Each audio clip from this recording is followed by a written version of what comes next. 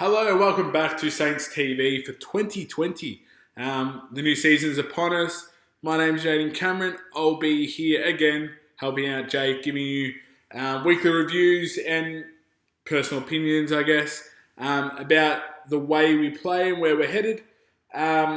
Obviously here to dissect the win on Thursday night against the Hawks at Moorabbin. It was absolutely fantastic to see Moorabbin full, lights on. It looked like a really good playing field as well, which is good. And the boys looked, obviously, they looked pretty well prepared for the first hit out of the year. I don't know about everyone else, but for me, results in the Marsh Series don't really... They matter, but they're not the be-all and end-all, I don't think. We've seen in previous years teams win both of their, or all their JLT, what it used to be called, those sort of games, and then flunk it in the season and vice versa. So the win-loss isn't as important to me as the way they play. Obviously, you got key personnel out for both sides every time. People on minutes restrictions, so you're not going to get a full indication of just how your team's going to go. But at the same time, you obviously want to put in a good performance and really identify the way you want to play, whether that be run and gun, whether it be, chip it around and work around the outside, and get those sort of key aspects right, ready for the real stuff in round one. So we were lucky. We got to see a few of the new acquisitions that we acquired at the end of last year. Paddy Ryder, from what I saw, wasn't too bad. Does look a bit slimmer as well, which always helps. He looks fit, and really sort of alleviated pressure from Rowan in the ruck. Another one was Dan Barlow, who I was really impressed with. Him and Jack Loney up front could really be a good tandem in terms of pressure and goal scoring ability. You get 3 or 4 goals out of them a game.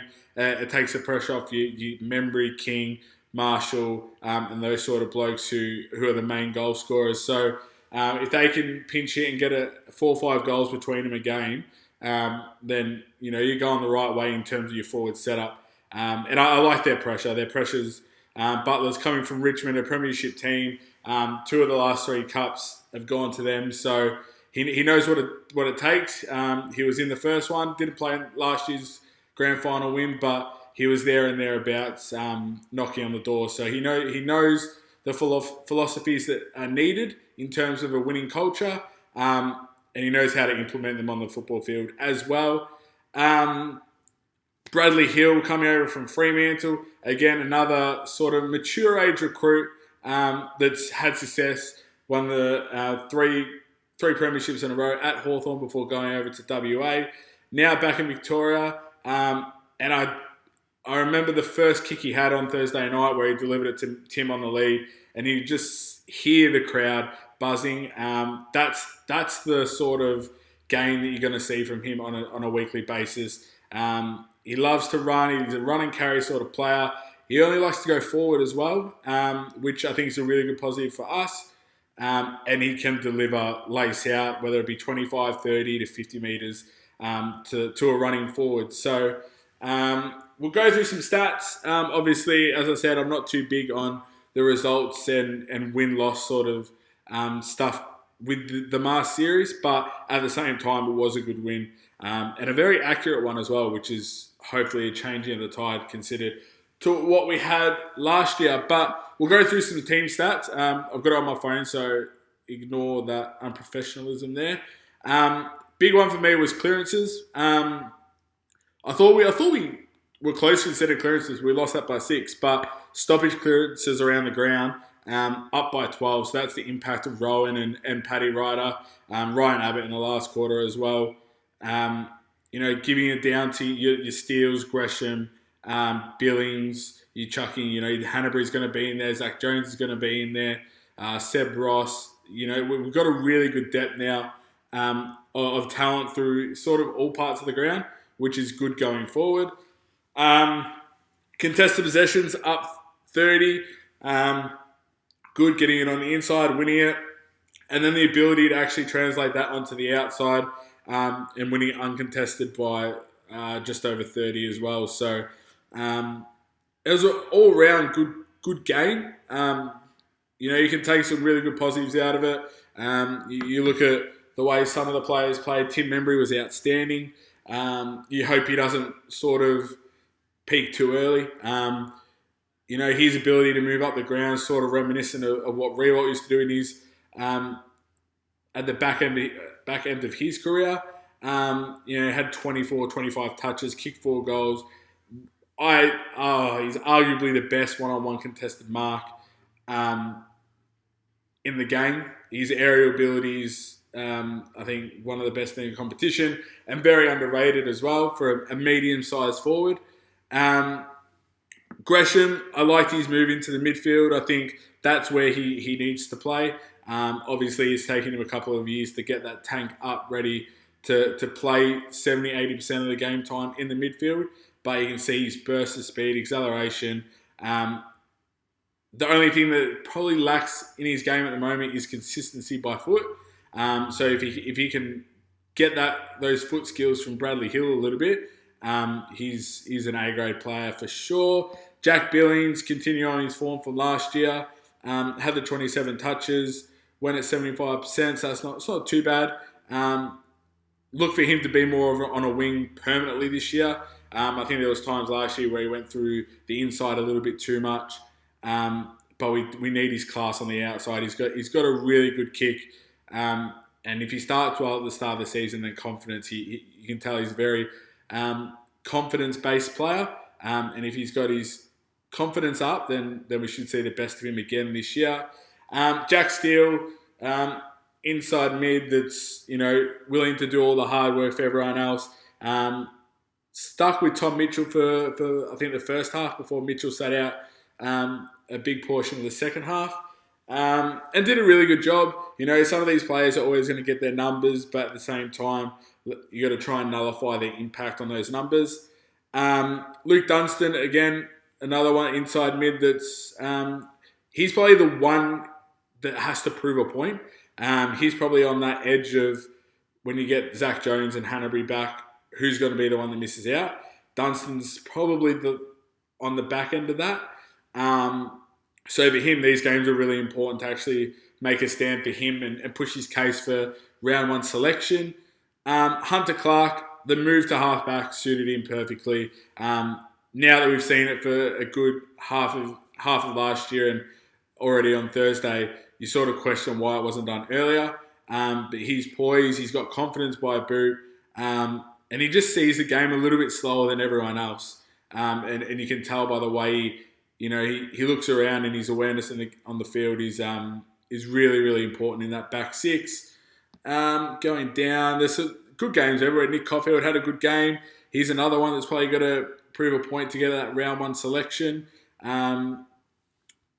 Dean Kent, probably another one as well for that small forward spot. Jack Sinclair, where does he fit in now? He's in a really tricky spot now that we got Hill, Billings on either side of the wing. He's not an inside mid player, so do you put him at half back? Do you put him in the forward pocket? To me, I think he's one that gets squeezed out. But this is all good news for the club as a whole. You want depth. You want having people pushing selection problems come the Thursday night every week, where the coaches are sort of thinking, who can we force out or who can we force in? So he's probably one name to watch come round 1 in terms of missing out. Wilkie, again, another one, had a really good year last year. I don't think he missed a game at all last year. Finished in top 10 in best and fairest. But now that Dougal Howard's come across, you got Carlisle who's back fit.